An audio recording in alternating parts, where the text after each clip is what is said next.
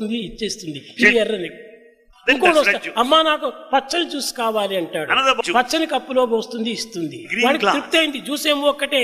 ఈ పచ్చది, ఎర్రది, నల్లది, తెల్లది అంతా కూడాను కప్పులు మాత్రమే కానీ జ్యూసులో మార్పు రాలేదు. కనుకనే మనం ప్రపంచం లోపల అన్ని రకమైనటువంటి రూపాలు ఆశిస్తున్నాము. ఇవన్నీ దేహముల వంటి కప్పుల్లోనే బాధము. ఈ భేదాలు మాత్రం మనం తీసుకోకూడదు. దేహాభిమానమును త్యజించి ఆత్మాభిమానమును వరించి దైవత్వాన్ని ప్రేమించాలి. కాబట్టి వరించవలసింది ఇదేది ఆత్మాభిమానము. దేహాలు ఏనాటికైనా మార్పు చెందుతాయి. మార్పు చెందేటువంటిది ఆశించి ఏనాటికైనా మనం దుఃఖానికి గురి అవుతాం. దుఃఖ నివారణ కావాలనుకుంటే, అమృతత్వం మనం అనుభవించాలంటే, ఆనందం మనం అనుభవించాలంటే రూపాన్ని మనం పూర్తిని విసర్జించాలి. ఉన్నంత వరకు దానిని గౌరవించాలి, ఉన్నంత వరకు దానిని సేవించాలి, ఉన్నంత వరకు దానిని కాపాడుకోవాలి. కానీ తరువాత దాన్ని మనం యోచించనక్కర్లేదు. ఎందుకు దీన్ని యోచించటము? ఎందుకోసం మనం దుఃఖించటము? దుఃఖం అనేటువంటిది కేవలం అజ్ఞానమే. కనుక ఈ దుఃఖానికి మనం అవకాశం ఇవ్వకూడదు. ఏ దానికి ఏ టైం వచ్చిందో ఆయా టైంలో పోతుంటాది. మనము పదార్థమును ఒకటిగానే భావించాలి, పదార్థమును ఒకటిగానే విశ్వసించాలి. ఈ కప్పులు మాత్రం మారుతుంటాయి, కానీ కప్పులు మారినంత మాత్రం లోపల ఉన్నటువంటి పదార్థము అదే ఆత్మతత్వము. ఆత్మతత్వం ఎప్పటికీ మారదు. కనుక నీవు ఆత్మతత్వాన్ని విశ్వసించు, ఆత్మతత్వాన్ని ఆనందంగా తీసుకో. ఇది ముఖ్యంగా జీసస్ బోధించినటువంటి అన్ని విధములుగా కూడాను వారికి భౌతికమైనటువంటి లౌకికమైనటువంటి ఆదర్శాన్ని నిరూపిస్తూ కట్టకడపటికి సత్యమైనటువంటిది ఒక్కదాన్ని మాత్రమే నిరూపించాడు.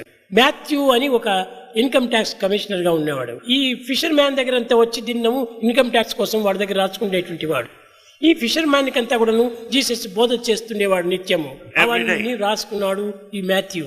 ఆ మాథ్యూ రాసుకునే దీన్ని బైబిల్ గాని సృష్టించాడు. ఇంకా మిగతా రాసినవన్నీ కొను వారి వారి భావమును పురస్కరించుకుని రాస్తూ పోయారు. ఎక్కడే కానీ జీసస్ నేను దైవము అని కానీ, లేక నేను హెడ్ అని కానీ, నేను పవిత్రుడని కానీ, నేను గురువు అని కానీ తాను ఎక్కడా చెప్పలేదు. God is my father, father father father అని ఫాదర్ కిందనే బోధిస్తూ వచ్చాడు. కనుకనే అతని యొక్క తత్వం చాలా పవిత్రమైనటువంటిది.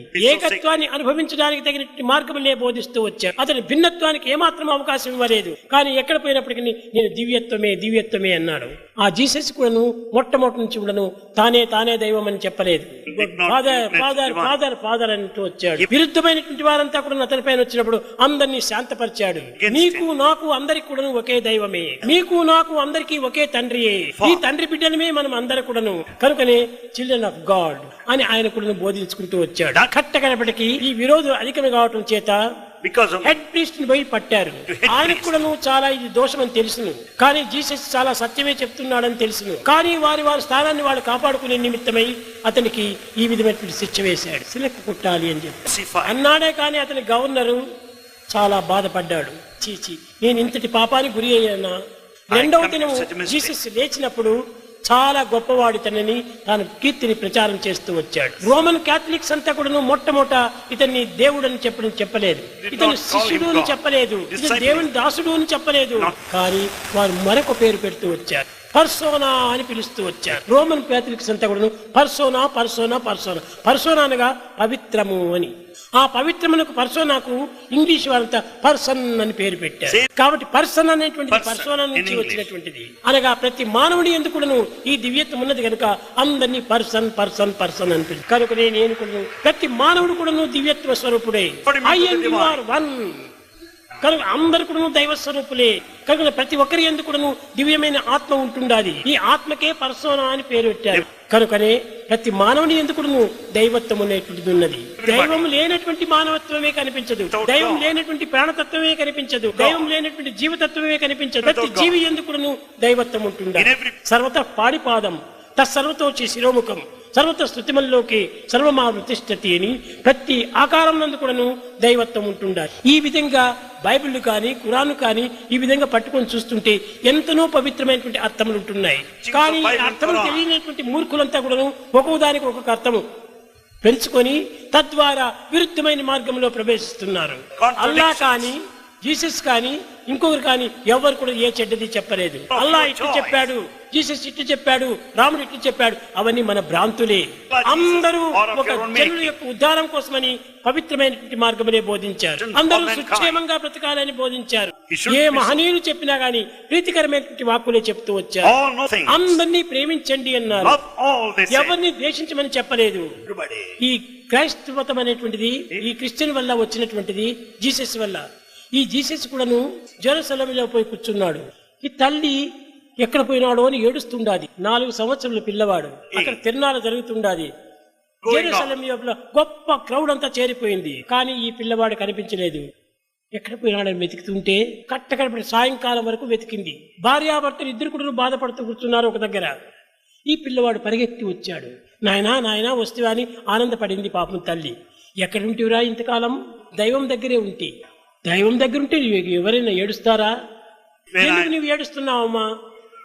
ఆ చర్చ్ లోపల క్రీస్తు చదువుతూ ఉంటే దాన్ని వింటూ కూర్చున్నాడు. ఆ చర్చిలో చాలా పవిత్రమైనటువంటి పండుగలు జరిగేది. అక్కడ చూచాడు. జీవుల్ని హింసించకూడదు, అంతా బుద్ధిని వలె చేశాడు. అక్కడంతా పావురాలంతా అమ్మి దాన్నంతా కూడా బలిస్తుండేటువంటి వారు. ఈ పావురాలను బలి ఇచ్చేస్తే దైవములకు ప్రీతి అని వారికి అర్థం.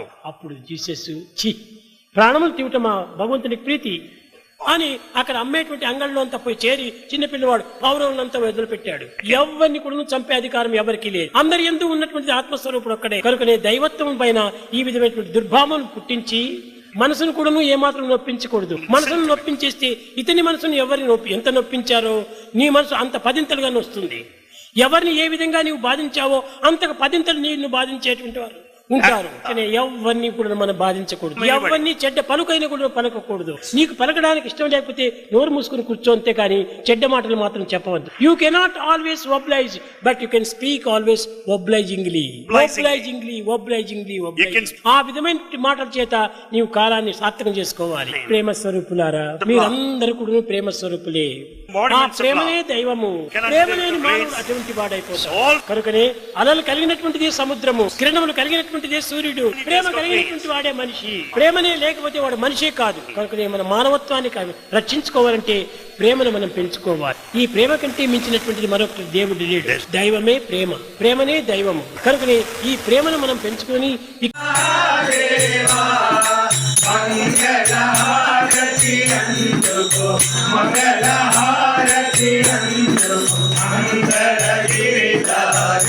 ఓం జై జగదీశ హరే నారాయణ నారాయణ ఓం సత్యనారాయణ నారాయణ నారాయణ ఓం నారాయణ నారాయణ ఓం సత్యనారాయణ నారాయణ ఓం సత్యనారాయణ నారాయణ ఓం జై సద్గురుదేవా నారాయణ నారాయణ ఓం సత్యనారాయణ నారాయణ నారాయణ ఓం నారాయణ నారాయణ ఓం సత్యనారాయణ నారాయణ ఓం సత్యనారాయణ నారాయణ ఓం జై సద్గురు